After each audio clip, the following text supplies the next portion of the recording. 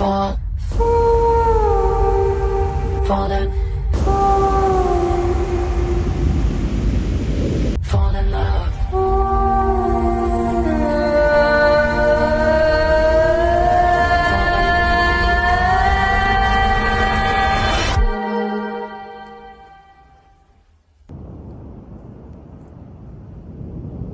When people talk about pilgrimage, they usually imagine temples in the mountains or silent shrines in forests, but mine began beside the sea, with strong wind, great rain, and a quiet promise to myself. This is my journey along the Hamakaido North, an ancient coastal road that changed how I see fear, faith, and connection. The Hamakaido or Seaside Road is part of the Kumano Kodo, a network of pilgrimage that people have walked for over 1,000 years. It's mostly flat and easier than the mountain paths, but the sea can make it dangerous because the waves and storms can be unpredictable. Many pilgrims use this path to visit the three big Kumano shrines, Hongu Taisha, Hayatama Taisha, and Nachi Taisha, to pray for purification or new beginnings.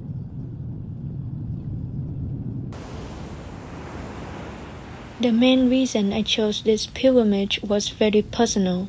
When I was a kid, I almost drowned, and since then, I've always been afraid of deep water.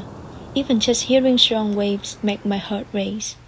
So, walking a pilgrimage that runs right next to the ocean felt like the perfect way to face my fear.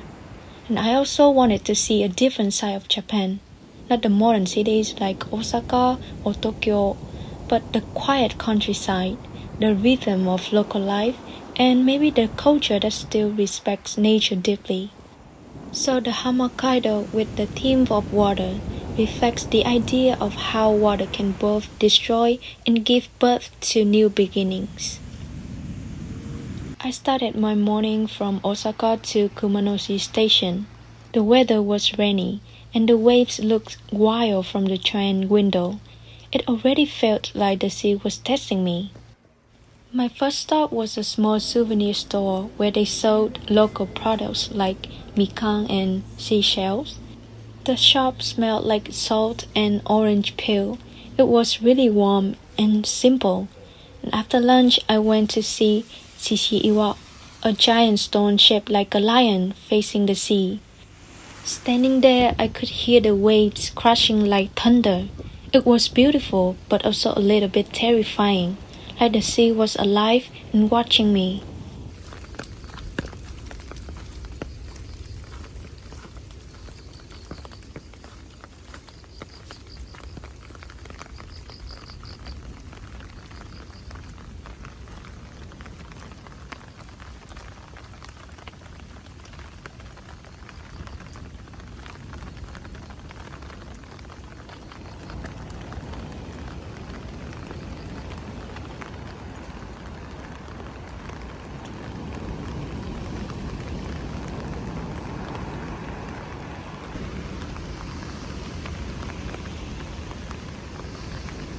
Eventually, I reached Hananoiwaya Shrine, one of the oldest shrines in Japan. Legends say it's the resting place of the goddess Izanami, the mother of Japan. The shrine doesn't even have a main building, just a massive rock cliff that people have worshipped for centuries. When I stood there, I didn't say much. I just closed my eyes and listened to the rain, thinking about how people in ancient times must have prayed to the same sound of water. After that, I continued walking and came across a signpost in Arima. It marks a fork in the road, the right to the Hongu route and the left to the beach route to Singu. So pilgrims once stood here deciding which path to take. It made me think about how each direction could change their destiny, and even mine too.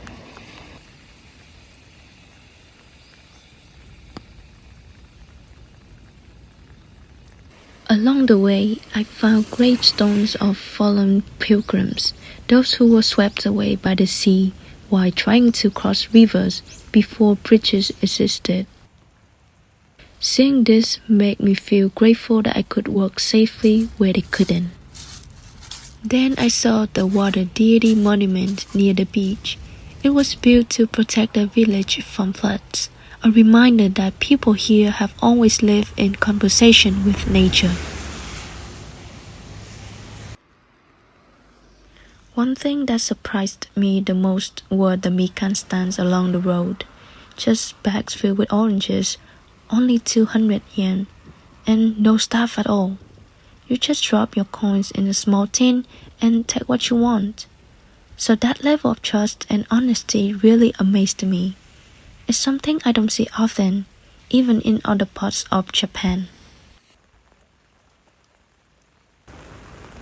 Because of the rain, it took me longer than I expected to finish the route. By evening, I took a bus from Ottawa back to Hananoiwaya.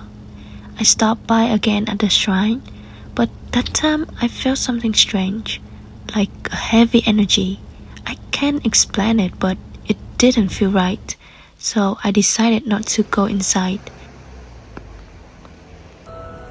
Instead, I returned to my homestay. The host was super friendly. He had lived in Vietnam for 6 years and spoke Vietnamese very well. He even showed me some things he brought back from Vietnam. We talked about life, the old house he lived in, which was more than 100 years old, and places I should visit nearby. It honestly felt like meeting an old friend in a faraway place.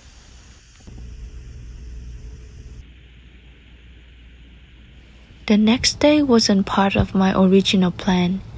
I only meant to do the Hamakaido North, but my host encouraged me to visit Kumano Hayatama, one of the 3 grand shrines of Kumano, and also it is part of the Hamakaido southern route.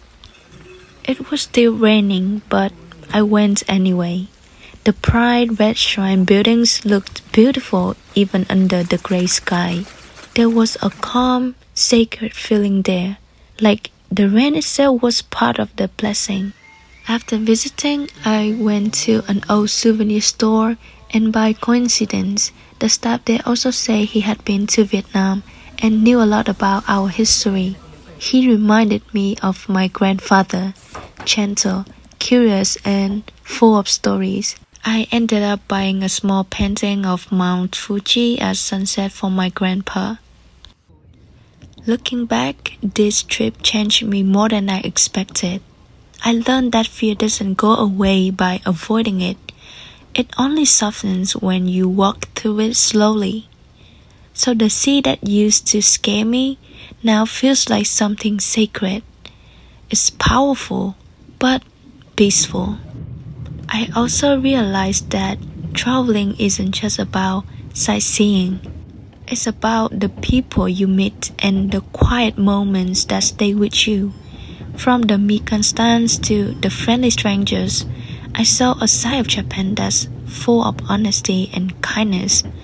What surprised me most was how alive the past feels here. Every shrine, every stone, and every wave carries a piece of history. You can almost hear the footsteps of the pilgrims who walked before you. If I made any mistake, it was trying to rush too much at the start, worrying about the weather, about filming, about finishing the route. But pilgrimage isn't about checking things off a list. It's about listening to nature, to silence, and to yourself. In the end, the Hamakaido North wasn't just a road by the sea. It was a mirror. It showed me how far I've come and how much more I still want to understand about fear, about trust, and about what it really means to walk with purpose.